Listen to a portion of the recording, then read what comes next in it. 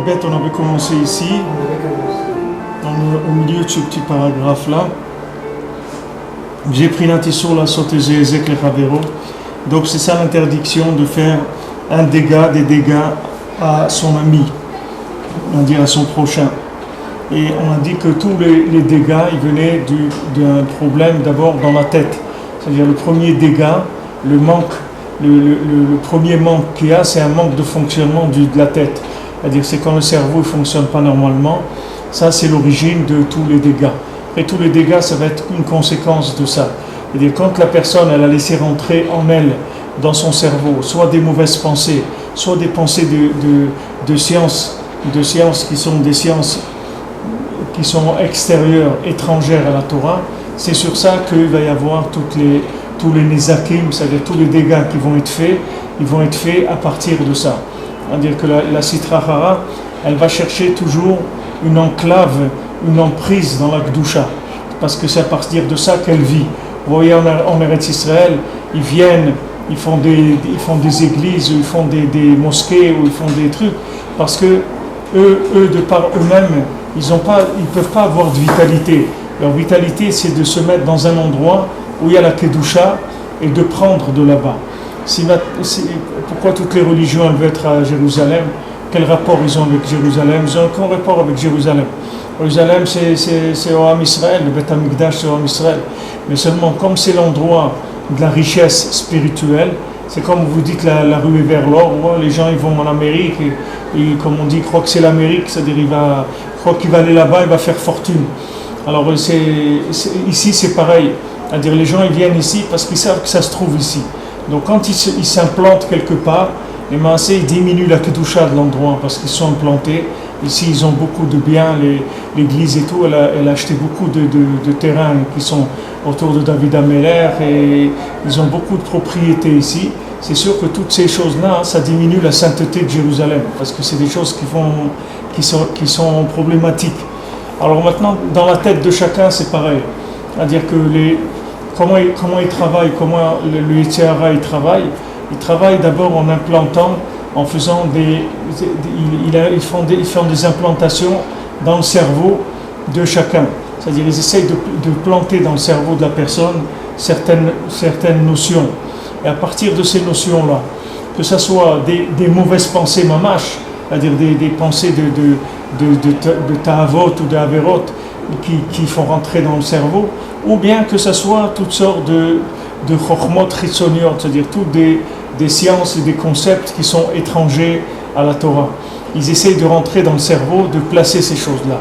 Une fois que ces choses-là elles sont en place, à partir de ces choses-là, elles peuvent commencer à travailler dans le monde, c'est-à-dire le côté négatif. Avec ça, ils travaillent. Donc la personne, les Maasé, là où elle doit faire le plus attention, c'est à sa pensée. Parce que c'est dans la pensée qu'on va lui placer, comme c'est comme des micros pour écouter les conversations, des choses comme ça.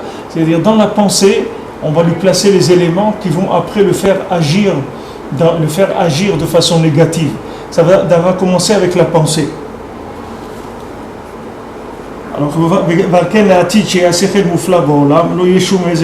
donc maintenant, dans le futur, quand Mashiach viendra, que tout le monde aura un cerveau qui sera propre, il n'y aura plus de nezakim dans l'olam, c'est-à-dire il n'y aura plus du tout de choses qui vont être négatives. Tout le monde va connaître Hashem.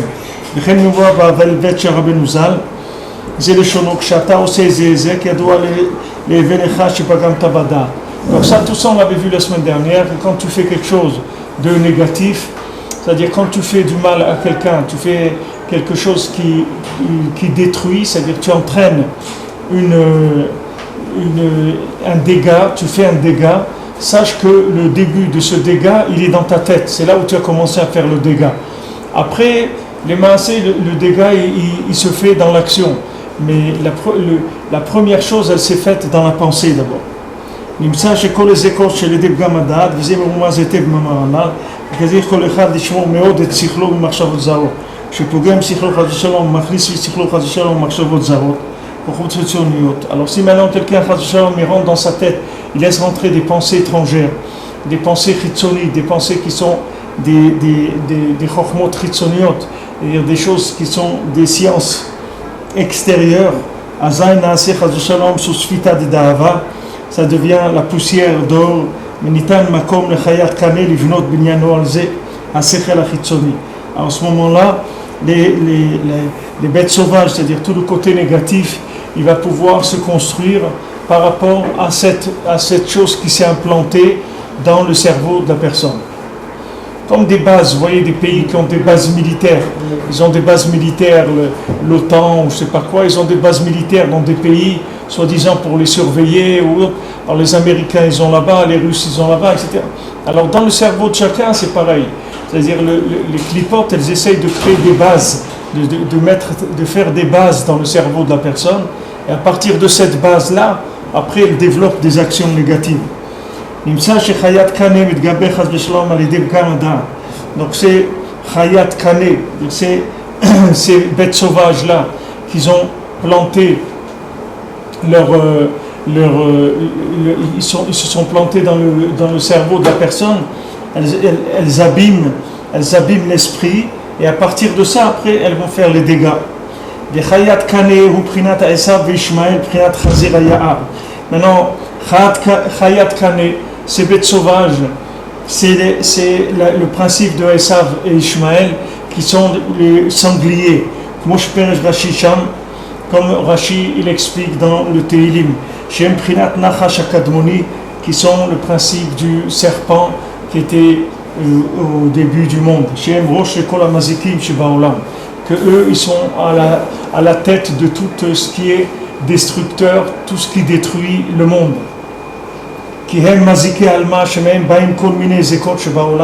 Parce que ce sont des forces de destruction et c'est de eux que viennent toutes les destructions qu'il peut y avoir dans le monde.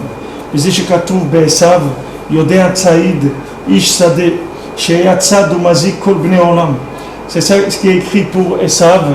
C'est écrit pour Esav, Yodéa Tsaïd. C'est quelqu'un qui sait chasser. C'est un homme des champs que lui il chassait et il faisait des dégâts à tout le monde. C'est quelqu'un, c'est un dévastateur, Esav. Les Yodéa Tsaïd, Yodéa Daïka. Il sait chasser. Pourquoi c'est écrit Yodéa Tsaïd? Il sait chasser. Parce que c'est du da'at, c'est-à-dire c'est de la conscience du Ham Israël. C'est de ça que eux après ils tirent la force pour faire du mal. C'est écrit aussi pour Ishmaël que c'est un homme sauvage qui a la main mise partout, c'est-à-dire il est présent partout. Donc eux la seule façon qu'ils ont de pouvoir prendre quoi que ce soit dans ce monde, c'est de s'installer dans les esprits des juifs du Ham Israël. Quand ils arrivent à séduire un juif dans leur philosophie ou leur façon de voir la vie, ou bien qu'ils arrivent à séduire un juif dans leurs plaisirs, dans les plaisirs qu'ils ont mis sur le marché, avec ça, ils vont pouvoir driver le monde. C'est à travers l'emprise qu'ils ont sur le cerveau juif, c'est sur ça qu'après ils vont pouvoir agir dans le monde. Si maintenant le juif il ne laissait pas rentrer des pensées dans sa tête, c'est-à-dire qu'il ne laisserait aucune mauvaise pensée de plaisir, aucune pensée de philosophie ou de politique ou de n'importe quoi de ces gens-là, ils n'auraient aucune force du tout. Parce que toute leur force est uniquement de l'esprit des juifs que c'est pris. C'est pour ça que la protection de l'esprit, c'est ça le quart de la milchama. C'est-à-dire que quelqu'un il doit se battre, ça veut dire qu'il doit faire attention à sa pensée. C'est de là que va commencer toute la guerre. Maintenant sa pensée, s'il la laisse aller, alors quand quelqu'un est rentré dans la pensée, alors à travers la pensée il va commencer à diriger la personne. Quand on pense à faire quelque chose, alors cette pensée elle fait du chemin à l'intérieur de l'individu. Après elle va dans son cœur, après elle va dans ses yeux, après et la personne elle commence à être branchée sur cette chose-là, et la pensée elle va le diriger vers des choses qui sont négatives. Ça, c'est valable pour tout, pour les ta'avot, mais pour la philosophie, la politique, le commerce, tout c'est comme ça. C'est-à-dire il faut faire attention à tout ce qu'on rentre dans notre esprit, parce que ce qu'on rentre dans l'esprit, c'est quelque chose qui va soit nourrir spirituellement notre esprit, soit Chas Shalom, le détruire. Maintenant, nous, on n'a pas besoin d'enrichissement spirituel de nulle part, puisque nous, on a une âme. Notre âme, c'est une partie d'Hachem. Donc, l'âme qu'on a, elle voit tout. Elle voit tout ce qu'il y a dans ce monde. Elle voit tout ce qu'il y a dans le monde supérieur. L'âme, elle sait tout. Elle sait tout ce qu'il peut savoir. Elle le sait, l'âme de quelqu'un. Parce que l'âme, elle est en contact avec les mondes les plus élevés. Donc, quand l'âme, le problème, c'est que l'âme, elle n'arrive pas à communiquer avec la personne. C'est ça notre problème. Notre problème, c'est pas qu'on ne voit pas. Le problème, c'est qu'on ne reçoit pas les messages. C'est pas qu'on ne voit pas. Si maintenant, on avait un cerveau qui est propre, on verrait tout. Il n'y a pas besoin vous voyez le Baal Shem Tov, ou Rabbi Nachman, ou le Harizal, vous lui demandez où est tel individu, il va vous dire il est là-bas, dans un pays, dans telle ville, dans tel pays, il est là-bas, il est en train de faire ça. Pourquoi maintenant lui il voit là-bas? Pourquoi il voit à 2000 km? Quelqu'un avec son œil ne peut pas voir à 2000 km. Comment lui il voit à 2000 km? Parce que c'est sa neshama qui voit là-bas. C'est comme le truc des sous-marins là, qui sort de l'eau et qui voit ce qu'il y a à l'extérieur. Périscope. Le périscope, voilà, c'est comme un périscope. Un Ben Adam, il a une neshama. Cette neshama, elle voit tous les mondes. Celui-là, elle voit tout ce qu'il y a. Elle n'est pas limitée parce que c'est une partie divine. Seulement le problème, c'est que quand elle veut communiquer avec le cerveau, il est rempli de bêtises. Il est rempli de bêtises. Comme il est rempli de bêtises, elle n'a pas de place pour mettre une information. Parce que son cerveau, il est plein de choses qui ont été plantées là-bas et qui sont drivées par la Sitra Achara, par le côté négatif. Donc il est drivé par ça, il n'a pas de place dans la tête.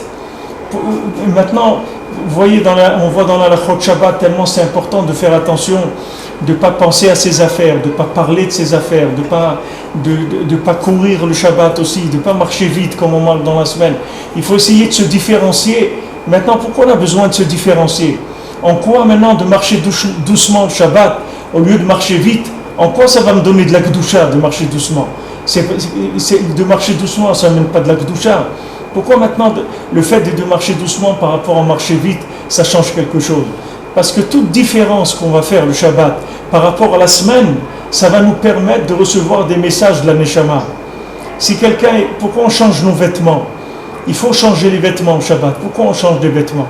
Pour quelqu'un, il ne peut pas faire. Si quelqu'un il a sa chemise de rôle, il fait kidouche. Pourquoi? Il y a un problème, le kidouche il n'est pas normal. C'est le même kidouche, ça ne change rien du tout. Le problème, c'est que s'il ne change pas ses vêtements, il reste avec une enveloppe de rôle. Et cette enveloppe de rôle, elle est pleine de choses qui sont des choses de la rue, qui sont des idées négatives, des idées de consommation, des concepts qui sont des concepts de consommateurs et de gens qui sont dans ce monde et qui se sentent prisonniers et qui se sentent dans un monde où il faut avoir un maximum de plaisir, etc. Toutes ces idées-là, elles circulent toute la semaine. Et elles rentrent dans l'esprit de la personne. Donc Shabbat, on te dit, regarde, tu changes tout, tu ne parles pas de la même façon. Tu ne parles pas, les mots que tu emploies dans la semaine, tu les changes le Shabbat. Tu ne dis pas des mots, des paroles de semaine. Tu ne penses pas à tes affaires, tu ne penses pas à des choses de rôle. Tu ne marches pas comme la semaine, tu ne t'habilles pas comme la semaine, tu ne manges pas comme la semaine. Tu changes tout ce que tu peux changer. Pourquoi? Parce qu'on va te rentrer en transmission avec une deuxième Neshama. On va te donner une deuxième Neshama. Et cette Neshama, elle va te remplir un maximum le cerveau d'informations de Gdusha pour que tu puisses tenir 6 jours avec ces informations-là, que tu ne te fasses pas attraper complètement par ce monde-là. C'est comme si quelqu'un, il est dans un bateau, il a un truc pour diriger son bateau. Maintenant, on lui dit, regardez, les informations que vous allez recevoir, c'est que des informations fausses complètement. Maintenant, il y a un jour dans la semaine, on va vous donner les bonnes informations. Alors, retenez bien ce qu'on va vous dire, parce que c'est avec ça que vous allez vous diriger toute la semaine. Et la semaine, ne regardez pas ce qu'il vous dit, le GPS, parce que la semaine, le GPS, il raconte n'importe quoi. Il n'y a rien que le Shabbat qui marche. Donc, prenez un maximum d'informations, de manière à ce que vous puissiez attaquer la semaine tranquillement. Hein? C'est pour ça qu'il y a même des chassidim qui poussent ça encore plus loin, et le vendredi, avant d'aller au mikvé, quand ils vont au mikvé, ils jettent leurs sous-vêtements de la semaine. Ils les jettent carrément, avec le corbeille, ils jettent leurs t-shirts et leurs... Ils veulent pas garder de traces. Voilà, ils les changent toutes les semaines. Ils ne veulent pas le garder.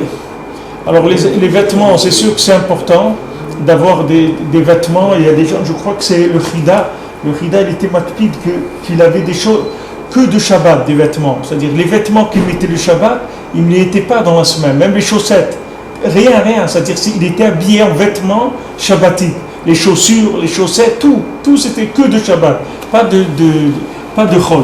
Des tzadikim qui étaient makpid sur ça. Parce que les maasés, on a besoin. Tout ça, c'est fait pour pouvoir s'imprégner des informations que la Neshama va nous donner. Parce que dans la semaine, on a le cerveau, il est infecté avec des choses. Mamache infecté de toutes sortes de choses qui nous rentrent dans l'esprit. Regardez les gens, ce qu'ils pensent. Il y a des gens, ils pensent comme ça, d'autres ils pensent comme ça, d'autres ils voient le monde comme ça. Tout ça, ça vient de ce ils ont rentré dans leur tête. Ils ont rentré des choses dans leur tête. Ils ont laissé mais c'est des choses, c'est pas des notions. Ce qui nous explique ici que ce n'est pas des notions mortes. C'est-à-dire, ne croyez pas que comme maintenant, quelqu'un il fait rentrer dans sa tête une mauvaise pensée, il ne faut pas croire que c'est comme quelqu'un il a mis dans son album photo, par exemple, une photo. C'est pas quelque chose de mort. C'est pas Stam qui a rentré une pensée comme ça. C'est que c'est quelque chose de vivant. C'est comme une graine qui pousse. C'est pas quelque chose qui est statique. Si quelqu'un, par exemple, il rentrait chez lui un objet, il a mis chez lui il a acheté un fusil, par exemple, il a mis chez lui. Ok, le fusil, il est là, c'est tout. Mais il ne va pas tirer sur les gens, le fusil, tout seul. C'est-à-dire, il a mis, il est là, c'est tout. Non, ces pensées-là, ce sont des pensées quand c'est un germe qui met à l'intérieur, et après, ça se développe. Alors, quand quelqu'un, il en a 2000, 3000, 5000, 10 000, 100 000 comme ça dans sa tête, comment tu veux que le bonhomme il puisse vivre normalement? C'est très difficile. Il est entièrement téléguidé par des forces négatives. C'est comme des fils qui sont là et qui le téléguident. C'est-à-dire et des fois la personne elle a des éveils de conscience, elle dit mais j'en ai marre, je veux plus me comporter comme ça, je veux plus faire des choses comme ça. Et il peut pas, il n'arrive pas. Il a des éveils comme ça de conscience, pitom, et après il retombe dans le truc. Parce qu'à des moments, la Neshama, elle arrive à placer un petit peu d'énergie, alors il se réveille, il commence à dire ouais, je veux faire tchouva, les trucs, et après, tac, il retombe. Parce que les forces négatives, elles prennent c'est des chasseurs. C'est-à-dire, il faut savoir que Esav, c'est un chasseur. Un chasseur, c'est quelqu'un, il va chercher du gibier, parce qu'il n'a rien à manger. C'est un spécialiste de la chasse. Qu'est-ce qu'il chasse? Il chasse les cerveaux. Vous voyez, même dans les choses, dans les trucs, l'électronique et tout, ils cherchent les cerveaux juifs. Combien ils achètent des cerveaux juifs en Israël, ils essayent de les amener en Amérique et tout. Israël, c'est un grand consommateur de cerveaux, même dans le rôle, même dans tout ce qui est l'high-tech et les choses comme ça. Les Américains, ils se disputent. Les ingénieurs israéliens, ils essayent de les prendre. Ces cerveaux-là, bien que eux, c'est des cerveaux pour des choses qui sont matérielles, mais spirituellement, ils essayent de s'implanter dans les cerveaux des gens. C'est comme ça qu'ils travaillent. On dit que les gens, ils ne se rendent pas compte. Quelqu'un, il va et regarde un film. Qu'est-ce qu'il a? Il a vu un film. Il n'y a rien. Il n'a pas jeté sa kippa, il ne va pas allumer le feu Shabbat, il va tuer personne. Il a rien fait. Il a vu un film, c'est tout, il est rentré chez lui. Mais c'est pas. Dans un film, il y a des milliers d'images. Ces milliers d'images, elles rentrent dans le cerveau, elles travaillent après. Il ne faut pas croire que c'est des images qui sont mortes. Ce n'est pas des natures mortes, c'est des natures vivantes. C'est-à-dire c'est des germes de façon de voir la vie, de façon de penser, d'agir, de sentir, de se comporter, tout ce qu'il peut y avoir derrière ça. Et ça, c'est des germes, et ces germes après ils se développent. Si quelqu'un ne se bat pas contre ça, alors il faut savoir que c'est ça l'outil le plus destructeur. Et ça se passe tout dans le silence. C'est pas des guerres avec du bruit, ça. C'est que dans le silence. C'est que des guerres de pensée. Qui est-ce qui va prendre le cerveau? Qui est-ce qui va pouvoir s'accaparer le cerveau d'un juif? C'est comme ça que ça fonctionne. Et après, ça donne les attitudes que ça donne. Beaucoup de criminels qui ont appris à tuer avec des jeux vidéo, ça n'aperçoit maintenant. Mais comment ils ont appris à utiliser des armes d'après des jeux vidéo? Ils Ils ont fait leur classe. C'est impressionnant l'impact que ça a sur le. Non, mais c'est vrai ce que Rabbi nous dit, parce que les grands cerveaux, comme des Karl Marx ou des Engels, sont des juifs. Regardez ce qu'ils ont détruit, ces gens-là. L'autre, le petit qu'est-ce qu'il a détruit, qu'est-ce qu'il a construit, tout ça, c'est eux. Ils n'ont pas pris un espagnol, je sais pas, non, ça rentre dans la tête. C'est eux qui construisent, vraiment, vraiment, quand ici, ils pire les trucs, les machins, c'est dans la tête d'un juif qui c'est sûr que quand ils emploient des cerveaux juifs et qui sont les cerveaux juifs qui sont employés pour de la destruction, c'est sûr qu'ils deviennent beaucoup plus destructeurs que c'est des armes puissantes, c'est-à-dire que le cerveau d'un juif il est puissant, il est extrêmement puissant. C'est le fait que maintenant nous on est dans un monde matériel et tout, ça nous réduit dans l'imaginaire, ça nous réduit beaucoup la valeur qu'on donne à notre esprit. Mais si on savait qu'est-ce que notre esprit il peut faire, s'il était à sa place, s'il était connecté comme il faut, alors c'est sûr que tous on ferait tout ce qu'on pourrait pour essayer de le développer, de le protéger. C'est-à-dire là, les massés, c'est qu'une protection, c'est tout ce qu'il faut. C'est pas tellement un développement. Le développement, il va se faire automatiquement. Mais c'est juste la protection qu'il faut. Il faut protéger le cerveau. Il faut protéger le cerveau en images, en pensée, en tout. Et comment on peut nettoyer? Pardon? Comment? Il y a un truc pour nettoyer? Pour nettoyer, oui. Bien sûr, il y a pour nettoyer. Bien sûr qu'il y a du nettoyage. Il y a des systèmes de nettoyage, bien sûr. Le système de nettoyage, c'est qu'il faut faire c'est-à-dire d'abord il faut mettre des gardes qui surveillent les entrées pour inspecter qu'est-ce qui rentre et voir par où ça rentre. Et après, il faut reconstruire le cerveau avec des pensées positives. C'est-à-dire il faut commencer à avoir des pensées des Torah, des pensées de Yirat Shamayim, des pensées de Avat Hashem, d'Avat Israël. Il faut montrer du Tov. Il faut repenser le cerveau. Mais il faut surveiller, c'est tout. C'est pas difficile. Le Bémet, c'est pas difficile. Mais il faut savoir où est l'ennemi. Une fois que tu sais que c'est un ennemi, parce que les gens, la plupart des gens, ils ne se rendent pas compte. Ils croient que c'est normal, c'est la vie, c'est tout. Ils ne se rendent pas compte qu'ils sont prisonniers de choses qu'ils ont laissées rentrer dans leur cerveau. Ils ne se rendent pas compte. C'est comme l'immigration et tout, tu vois, en Europe et tout. Ils ont fait de l'immigration. Et maintenant, les immigrés leur disent, il faut partir, il faut que vous partiez d'ici parce qu'on a besoin de la place. Ils disent, mais attendez, mais c'était notre pays, nous, on vous a dit de venir vous nous avez dit de venir, mais c'est à vos risques et périls. Vous croyez qu'on va venir, on va faire quoi? Vous vouliez qu'il y ait plus de monde dans vos pays, on est venu. Et on s'est installé, voilà, maintenant on a besoin de place, il faut que vous alliez voir ailleurs, c'est tout. C'est le même principe. Après ils rentrent, ils sont dans les postes de la mairie, dans les préfectures, dans les trucs, etc. Après ça y est, le pays il a changé. L'hymne national va changer, le drapeau il va changer, tout va changer. Parce qu'il s'est installé, c'est tout. Dans le cerveau de chacun, c'est pareil. Il a laissé rentrer des choses. Après, il voit les choses différemment. Il faut lutter contre la marchara, c'est tout. La pensée, il faut faire attention. Il faut filtrer. Il faut mettre des gardes. C'est écrit dans la paracha le Zohar dit, Shotrim veshoftim tasim besha'arecha. C'est écrit des juges et des gardiens, il faut que tu places à tes portes. Alors le Zohar dit, c'est les portes de ton cerveau. Il faut que là-bas tu mets des juges et des gardiens.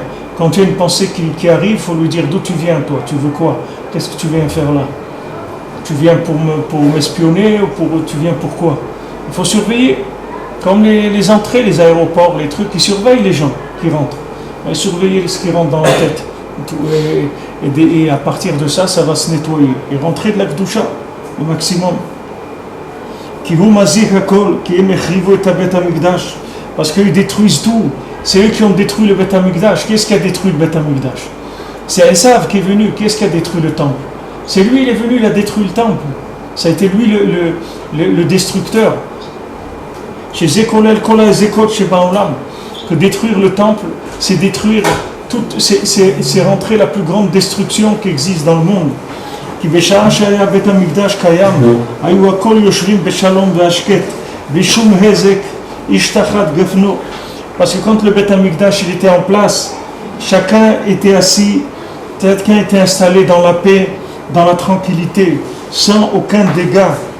Chacun il était en sous sa vigne, chacun il vivait tranquille, il vivait paisible et tranquille. Comme à l'époque de Shlomo HaMelech.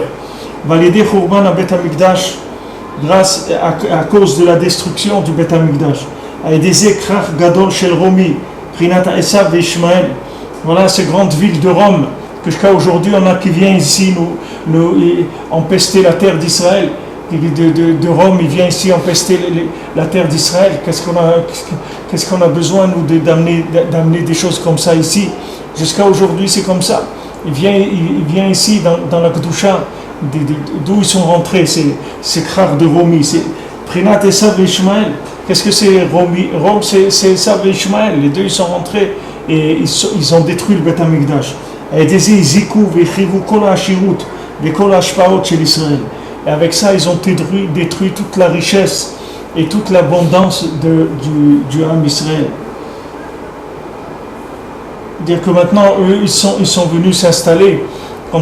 Pourquoi maintenant ils sont venus détruire le Beth Amikdash? Qu'est-ce qu'ils ont à voir?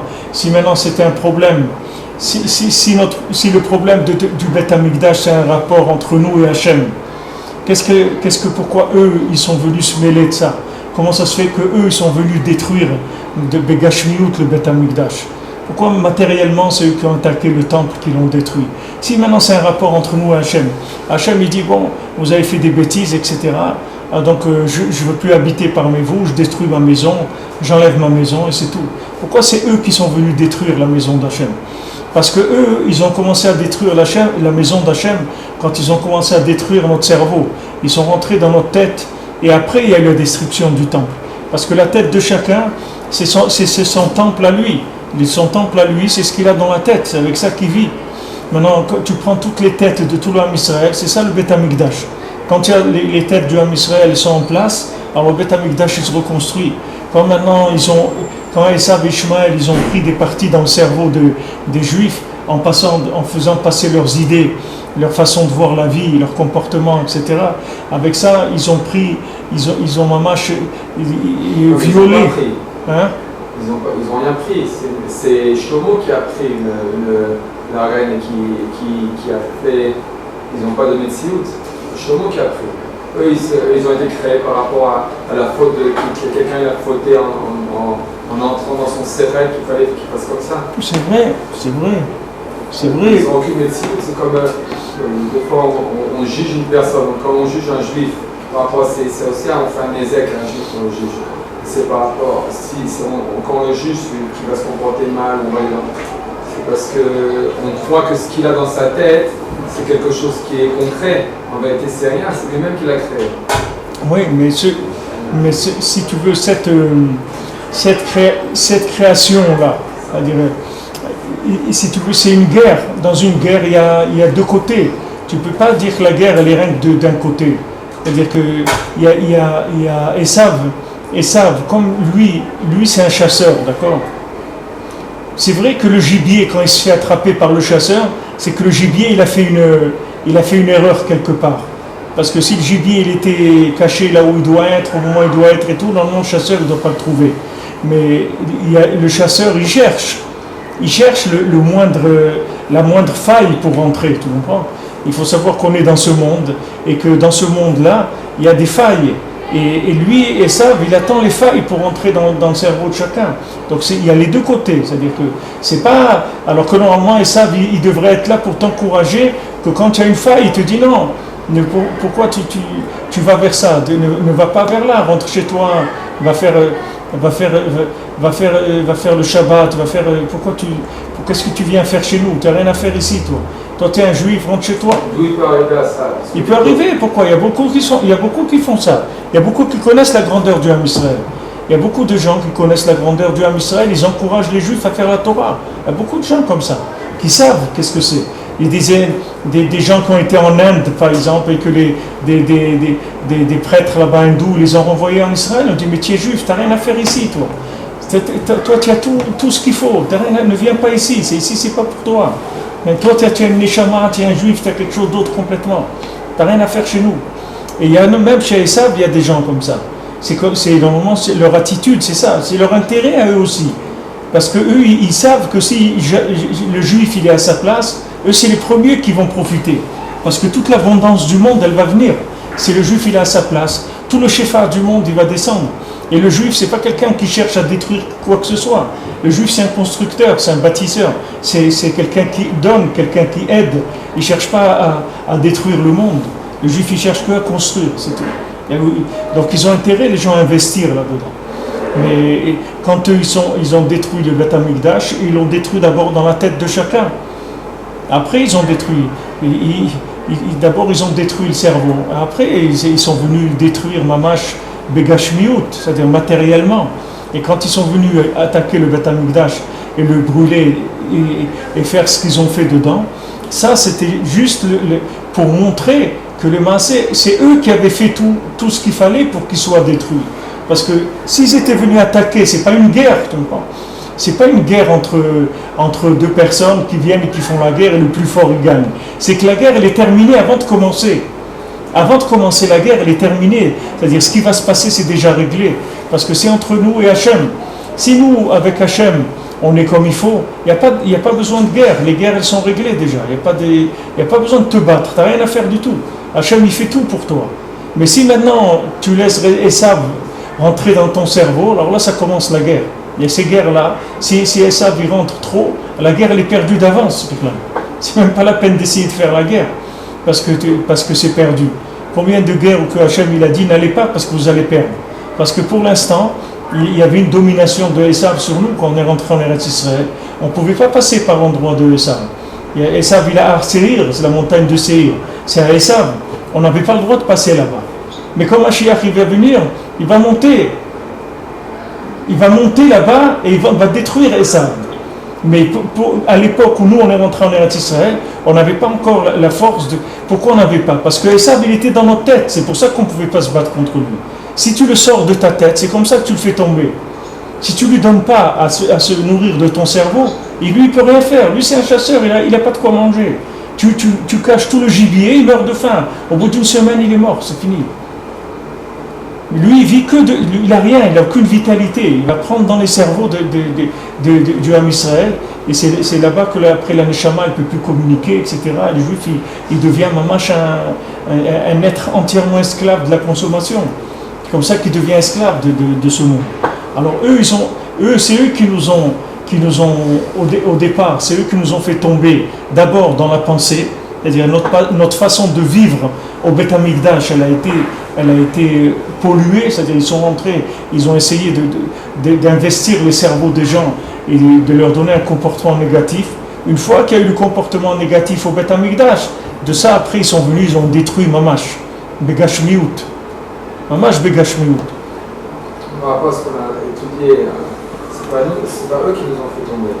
C'est Shlomo qui a choisi, qui croyait dans sa pensée qu'il pouvait être tout le monde, et il s'est marié avec une femme qui ne devait pas se marier. Mais ça, d'où ça vient ? Ça vient parce que la crue est plus intelligente que Dieu. D'où cette erreur elle vient ? Il a rentré un Sefer Chitzoni. Ça veut dire tu vois qu'il y a des gens qui essayent de rentrer. D'où c'est rentré ? D'où c'est rentré ? Elle est rentrée dans sa tête. Pourquoi ? C'est quelque chose qui est comment ça s'appelle vierge, elle n'a rien de spécial, et c'est lui qui pense qu'il faut qu'il fasse comme ça. Pas du tout. S'il n'aurait pas fait, il n'aurait rien. Tu regardes, au début, quand on est allé en Égypte, tu crois que Paro, il a rendu les gens esclaves du jour au lendemain ? Pas du tout. Au début, Paro, il leur a dit, venez, vous êtes des travailleurs, je vois, exceptionnels, vous êtes des gens très intelligents, vous avez du savoir-faire, venez travailler, je vous paye bien. Il est payé très bien, ils ont construit des belles maisons, ils étaient très bien installés au départ. Et après, petit à petit, c'est devenu l'esclavage total. Tu comprends ?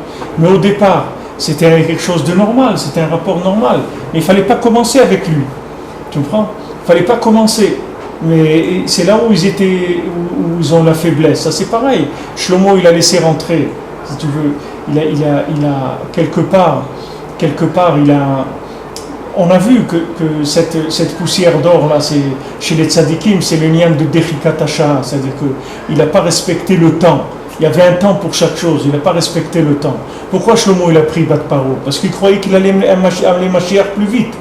Tu crois que lui, Shlomo il a pris Bat Paro parce qu'elle lui plaisait, elle était belle et tout, c'est pas pour ça. Shlomo il n'était pas là-dedans du tout. C'était un tzaddik, c'était un homme d'un niveau très très élevé. Donc lui, qu'est-ce qu'il a vu? Il a vu que maintenant c'était le moment du tikkun et que voilà, il allait prendre Bat Paro et Dafka, il allait faire le tikkun de tout ce qu'on dit maintenant. Mais il s'est trompé, c'était pas le moment. C'est pas le moment.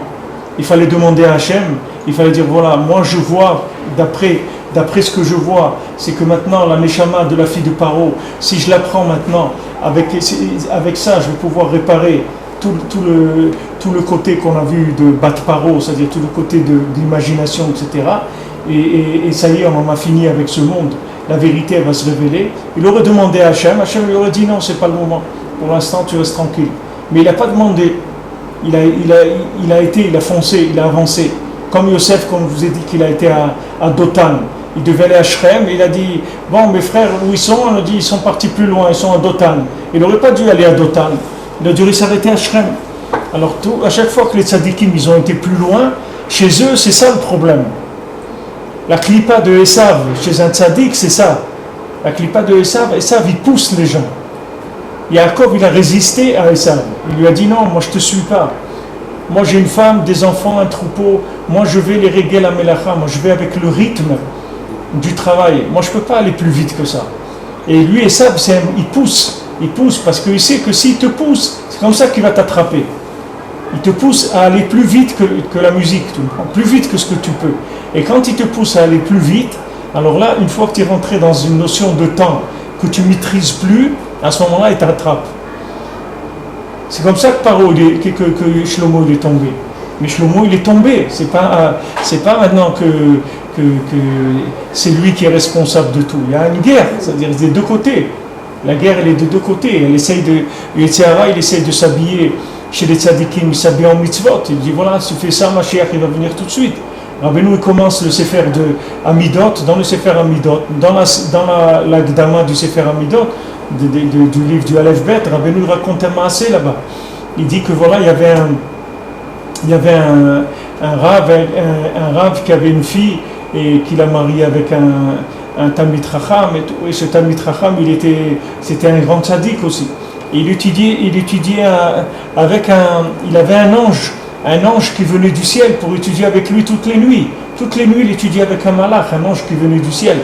Et une fois qu'ils ont été très amis, etc., à un moment, l'ange lui a dit, regarde, je suis venu t'avertir que Mashiach, il va naître de vous, de toi, de ta femme, votre fils, ça va être le Mashiach.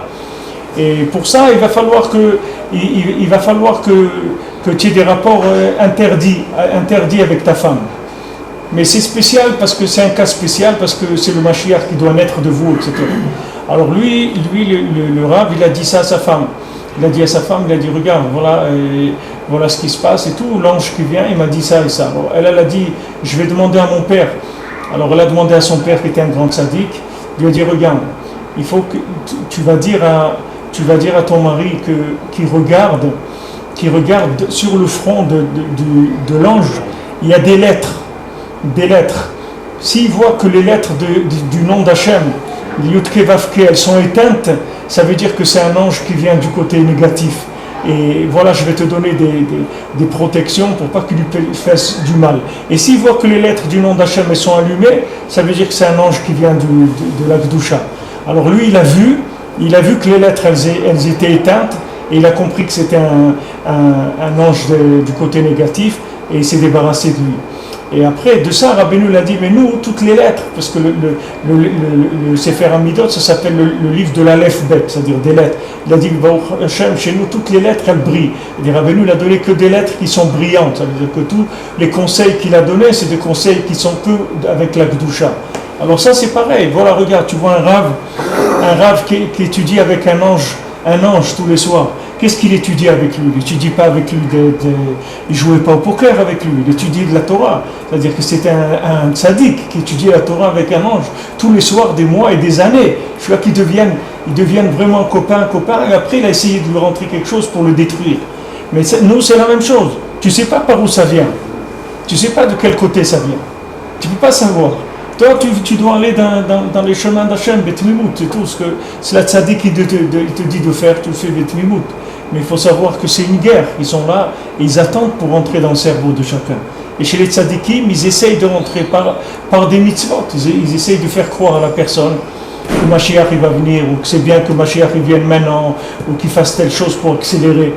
BDR, là, tout ce qui est accélération, ça vient de la Sitra Achra. Benoît il a dit, tout ce qui est accéléré, ça vient de Sitra Achra.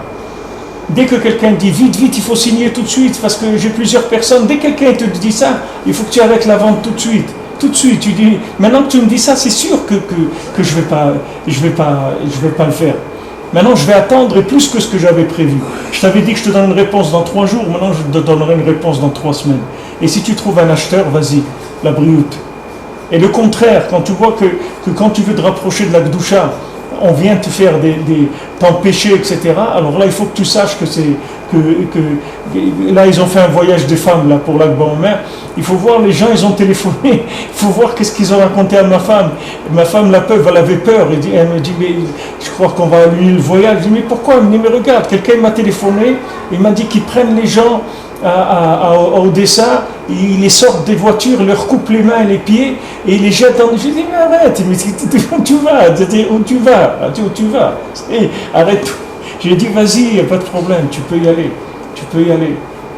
Tu vois, quand tu vas vers la Gdoucha, il y a des trucs incroyables qui se passent. Une fois, on devait faire un voyage à Ouman en voiture, de partir de France, il y a, je ne sais pas, 30 ans de ça. Et il y avait quelqu'un parmi nous qui était le fils d'un rave, d'un Rosh Yeshiva d'ici, d'Eretz Israël. Alors on devait aller en voiture, on devait partir en voiture, et la veille du départ, le Rosh Yeshiva il m'appelle, il m'a dit regardez, moi j'ai rêvé de mon grand-père, c'est un grand tzaddik, il est venu, il m'a averti que si vous faites ce voyage-là, personne ne reviendra vivant de ce voyage-là.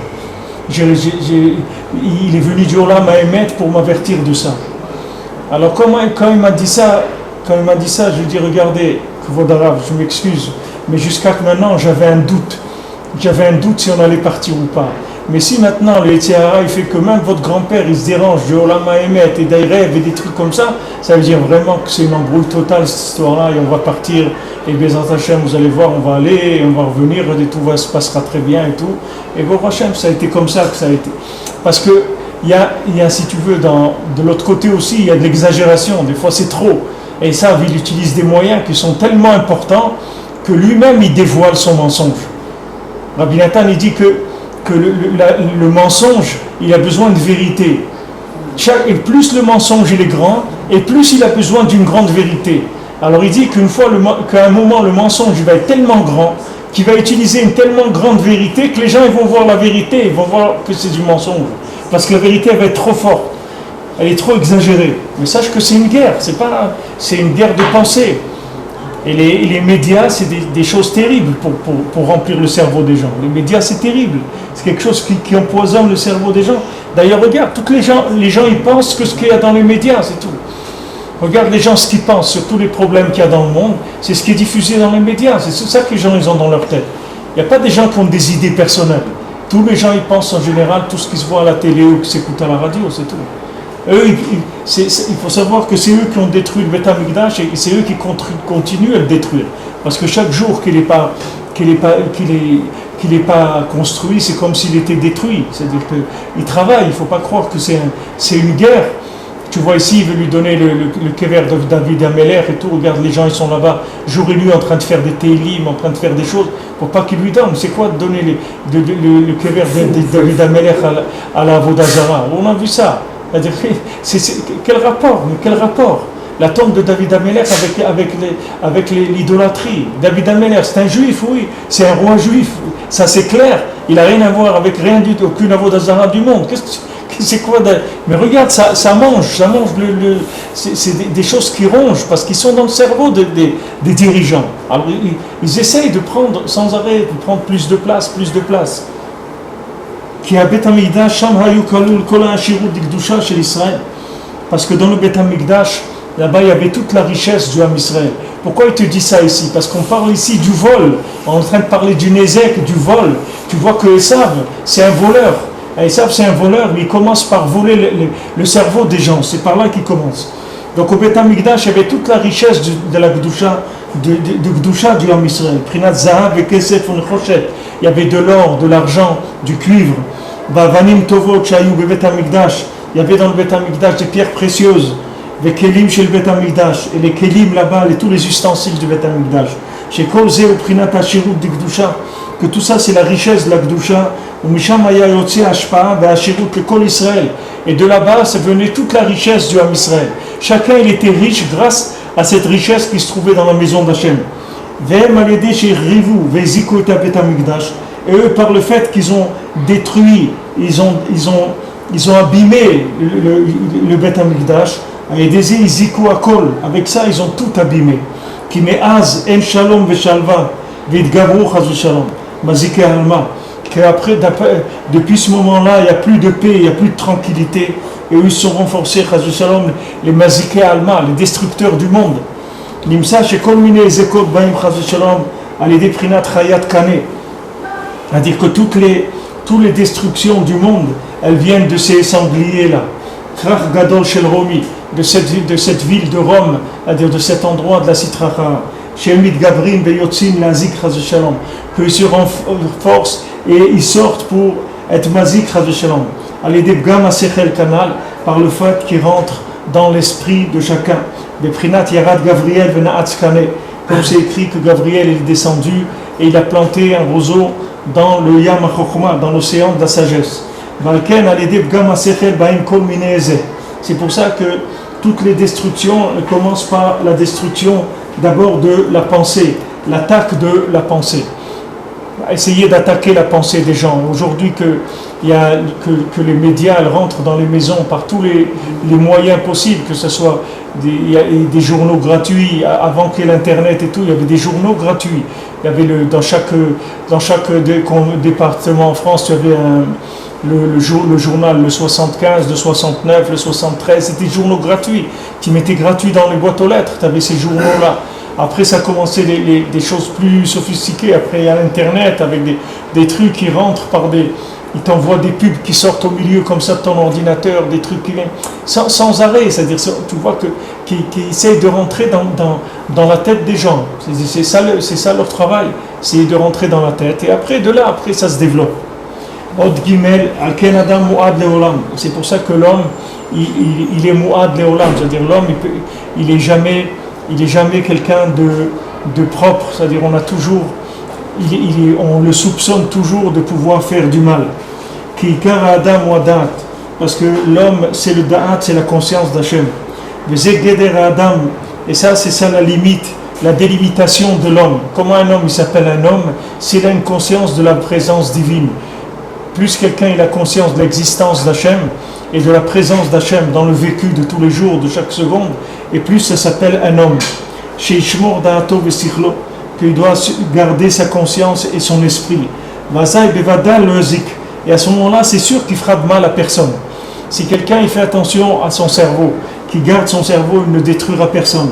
Valken Uchaya Vafilu Vishat Shena Alezek. C'est pour ça que quelqu'un, même quand il dort, il est chayav s'il fait même s'il a fait un dégât en dormant. Quelqu'un il dort chez son ami et pendant qu'il dort il donne un coup de pied dans un vase, il le fait tomber, il le casse. Quand il se réveille le matin, il doit payer le vase. Il ne peut pas dire mais je dormais, je n'ai pas fait exprès. Il n'y a pas de dormir. Si quelqu'un il surveille son cerveau, jamais il va faire du mal, jamais il va détruire. Bien que quand il dort, il n'est pas conscient.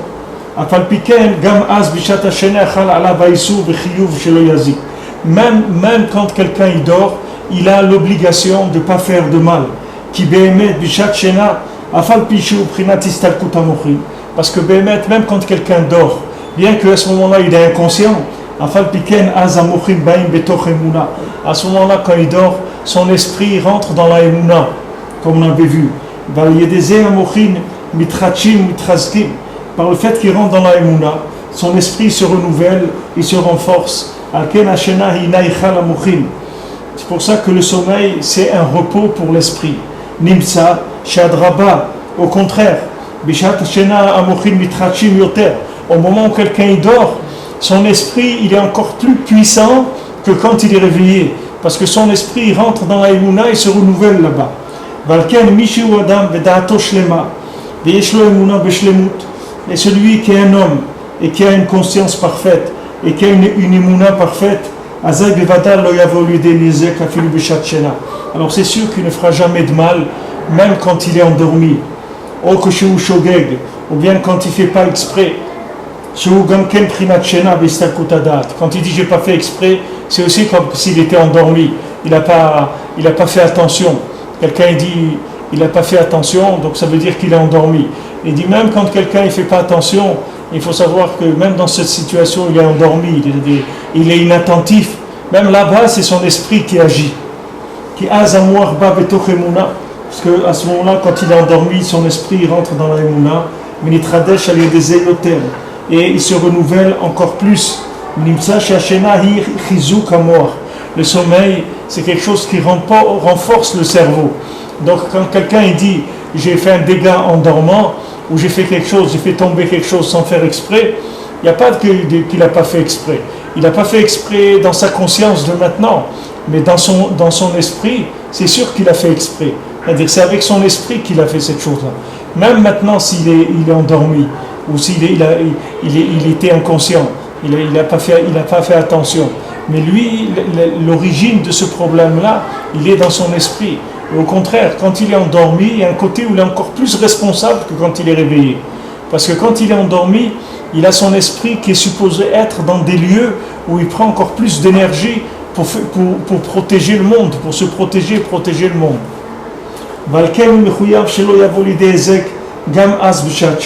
C'est pour ça que l'homme il a une obligation de ne pas faire de dégâts, même quand il dort. Parce que quand le cerveau est fort, alors il n'y a pas de nézek, c'est-à-dire il n'y a pas de dégâts. Parce que tous les dégâts qui sont faits, c'est par des problèmes dans l'esprit, dans le cerveau. Parce que quand quelqu'un dort, alors son cerveau il rentre dans la emuna, son esprit rentre dans la emuna. La emuna, la confiance dans Hachem, c'est une protection. Parce que la emuna, c'est la mida de shamor, de shmira, kayadoua, comme c'est connu. La emuna, elle protège l'homme. De la même manière que l'homme, il a besoin d'une protection pour qu'il ne soit pas attaqué, qu'il n'ait pas de dégâts sur lui. Il a besoin aussi d'une protection pour ne pas faire du mal aux autres. Comme c'est écrit pour Yaakov,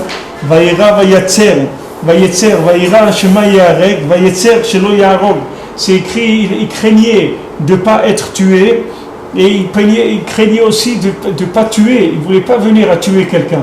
Parce que pour lui, c'était la même chose, de se faire tuer ou de tuer quelqu'un. Les deux, ça veut dire qu'il y avait un problème quelque part. Pourquoi il doit tuer quelqu'un ? On doit tuer personne. Pourquoi on doit tuer quelqu'un ? Si on doit tuer quelqu'un, ça veut dire qu'il y a un problème dans la emuna. Quand l'homme, il est zoché, il a le mérite que son esprit est entier et complet, sa emuna aussi elle est complète. Il ne fera pas de mal, même quand il est endormi.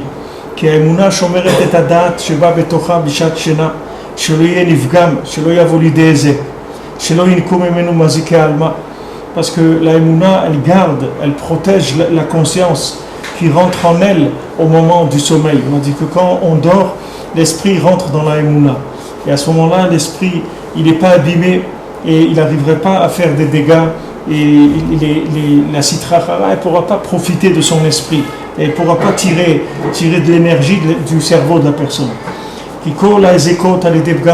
parce que toutes les choses négatives que l'homme y fait, c'est parce que d'abord il a fait quelque chose dans sa conscience, il y a quelque chose qui s'est abîmé, dans son esprit quelque chose s'est abîmé. La émouna, elle sauve le da'at qui rentre en elle pour se réparer. C'est pour ça que l'homme, c'est quelqu'un qui est mu'ad le'olam, c'est-à-dire c'est quelqu'un qui est toujours responsable de faire des destructions, même quand il dort. C'est-à-dire, même quelqu'un il dort, il doit payer s'il a détruit quelque chose. Parce que même son sommeil, ça doit être un sommeil de qualité. Oddalet, afilou beria sur l'azik. Maintenant, même en regardant, on ne doit pas faire de mal à quelqu'un. Il faut protéger la émouna, que la émouna ne soit pas que les chitzonim, que les forces négatives, elles ne s'alimentent pas de la émouna.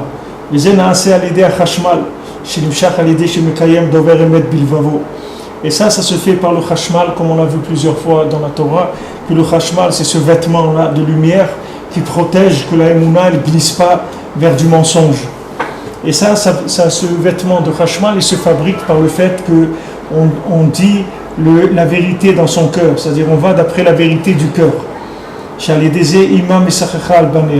Quand quelqu'un il va d'après la vérité de son cœur, alors la mère, elle couvre ses enfants, c'est-à-dire il reçoit la bina.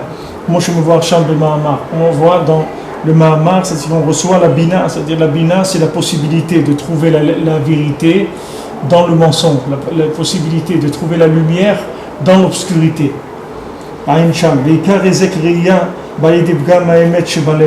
Maintenant, comment quelqu'un il est mazik, comment quelqu'un il fait du haïnara, comment quelqu'un avec son œil il peut faire du mal à quelqu'un, c'est par le fait qu'il a abîmé la vérité qu'il y a dans son cœur.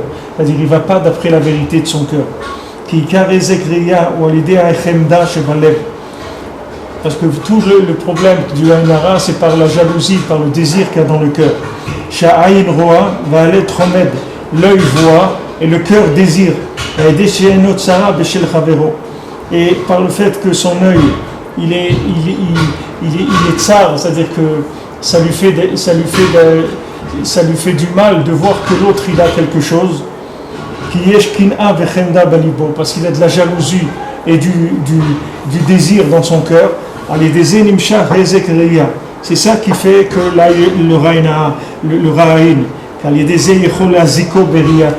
à cause de ça, il peut faire du mal à quelqu'un avec son œil. C'est-à-dire si quelqu'un ne fait pas attention à son cœur, alors il peut faire du mal, il peut détruire l'autre avec sa vue. S'il ne fait pas attention à son cœur, que son cœur quand il voit la voiture de l'autre, il dit « Oh, quelle belle voiture il a celui-là, etc. » Qu'il commence dans son cœur à désirer la chose de l'autre, alors après en regardant la chose, il l'abîme. C'est-à-dire qu'il va entraîner un ézec dans la chose. Que la chose, maman, elle va s'abîmer. Parce que dans le cœur, il n'a pas gardé son cœur de ces pensées-là, de ces pensées de jalousie, de ces pensées de convoitise.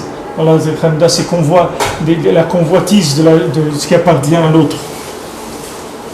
Et c'est ça le ikar du ezek reya, c'est-à-dire comment quelqu'un fait mal avec son œil. Parce que c'est sûr que quelqu'un qui a un bon œil, il va jamais faire de mal.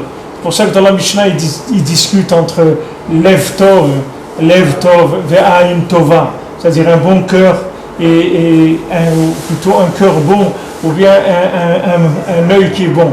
C'est-à-dire c'est lié.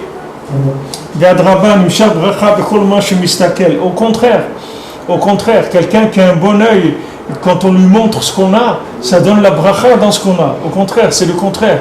On voit Moshe Rabbeinu, quand il n'est pas rentré en Eretz Israël, mais Hachem lui a dit de monter, aller au Rosh Pisgah, il a dit monte en haut de la montagne et tu vas regarder Eretz Israël. Et Moshe Rabbeinu, il avait tellement un bon œil qu'en regardant Eretz Israël, il a mis la bracha sur tout Eretz Israël. Quelqu'un qui a un bon œil, au contraire, avec son œil, il bénit l'autre. Comme on voit, voilà, comme c'est écrit, celui qui a un bon œil, il va être béni. Donc maintenant, comment on arrive à faire du mauvais œil? À cause du fait que le cœur soit abîmé. par la convoitise qu'il y a dans le cœur. Et ça, c'est que la vérité qui est abîmée. Parce que quand quelqu'un il a le désir d'argent, c'est quelque chose qui n'est pas émet, c'est-à-dire il a abîmé la vérité.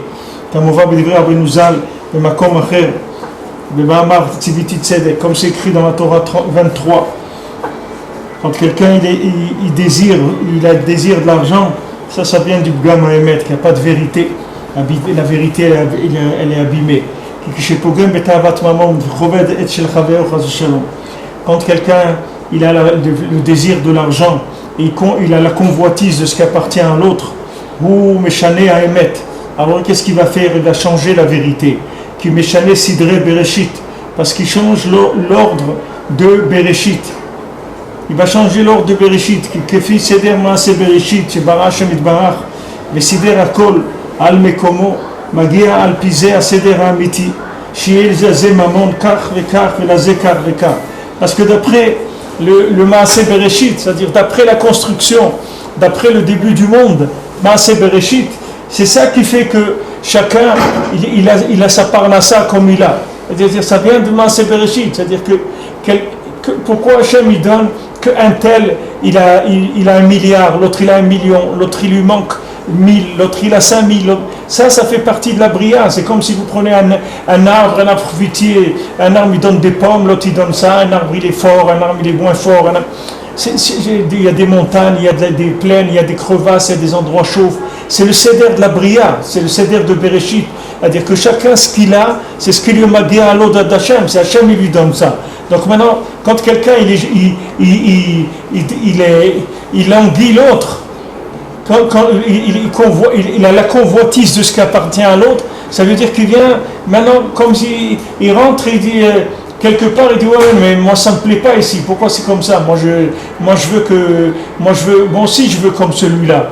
Comme la Gemara elle rapporte pour le mulet, le mulet il a vu le cerf, il a dit moi je veux des cornes comme le cerf.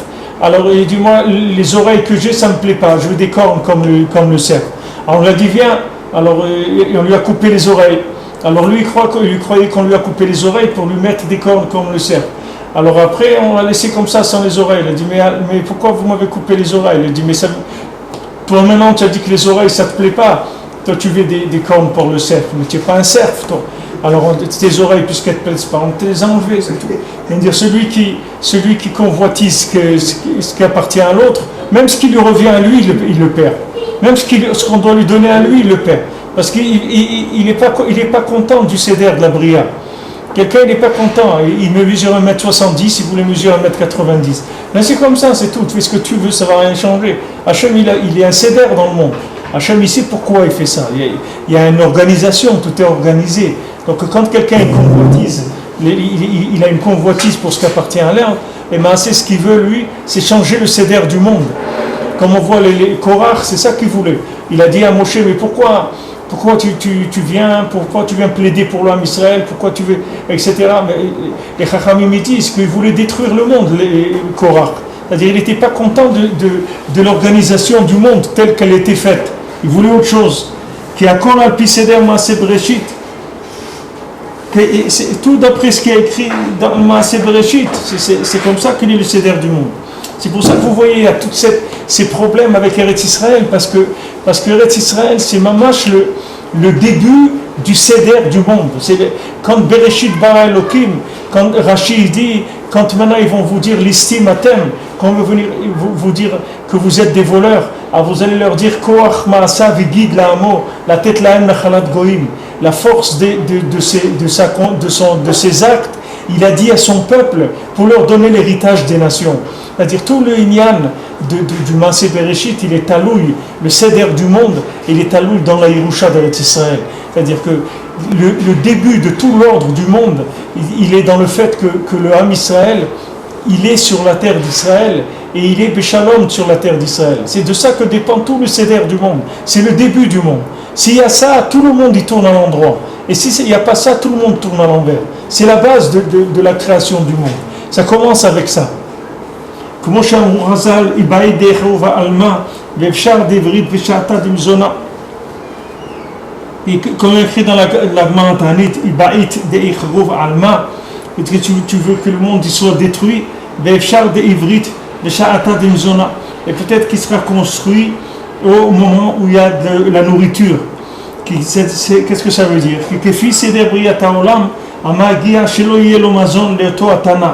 Parce que maintenant, d'après le Seder HaOlam, ce Tana-là, cet enseignant-là dans la Gemara, il ne pouvait pas avoir de Parnassa. Comme c'est écrit pour comment il s'appelle le Ben Ezra. Le Ben Ezra, il était très pauvre.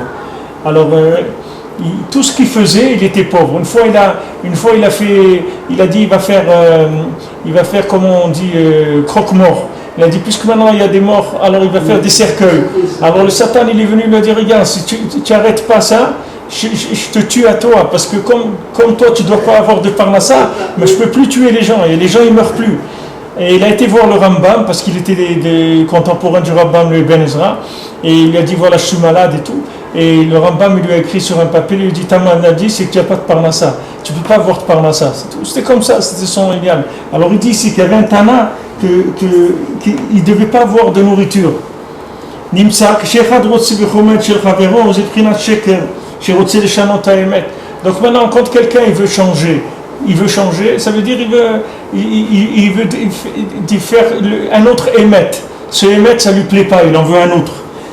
Dainu Aseder Amiti Shel Maaseh Bereshit. Il veut changer l'ordre de la création. Kikol Maaseh Bereshit Nivra Lede Emet. Tout ce qui a été construit par Hachem dans Bereshit, c'est la vérité. Prinat Bereshit bara Elokim, sauf Tevot Emet. Comme c'est écrit Bereshit bara Elokim, c'est les dernières lettres, c'est Emet. Valken Achomed hu Prinat Gam Emet. Celui qui convoitise, ça veut dire qu'il veut changer la vérité. Shub Gam Tavat Mamon, que s'il a Tavat de l'argent. Veikar Chemda Balev. Maintenant, toute la convoitise, elle se trouve dans le cœur. Nimsa Shachemda Hid Gam Emet Shebalev. Donc la convoitise, c'est elle qui abîme la vérité qu'il y a dans le cœur. C'est-à-dire la convoitise, c'est-à-dire qu'il n'accepte pas l'ordre du monde. Ça ne lui plaît pas comme il est le monde. Il aurait voulu que ça soit autrement. Il voudrait que les bananes elles soient oranges ou que les oranges elles soient jaunes. Je ne sais pas ce qu'il sait. Il veut que le monde il soit différent. C'est-à-dire il n'accepte pas ce qu'il est. Voilà, Hachem il lui a donné à lui ça. Ça c'est lui, c'est tout. Ça va avec lui. Maintenant il veut non, ce qu'il veut l'autre. Ce qu'il a l'autre. Mais toi, tu n'es pas l'autre. Chacun, Hachem lui a donné ce qu'il a besoin pour fonctionner dans le monde de la meilleure manière possible. Chacun, ce qu'il a, c'est le top de ce qu'il doit avoir pour être dans le maximum de son bonheur et de sa rentabilité sur terre. Et maintenant, de désirer ce que l'autre il a, ça veut dire qu'il n'accepte pas la vérité d'Hachem. Il veut une autre vérité. Il veut lui remodeler le monde d'après ce que lui il a envie. Et donc ça veut dire qu'il sort de la vérité, c'est-à-dire qu'il n'accepte pas les choses telles qu'elles sont.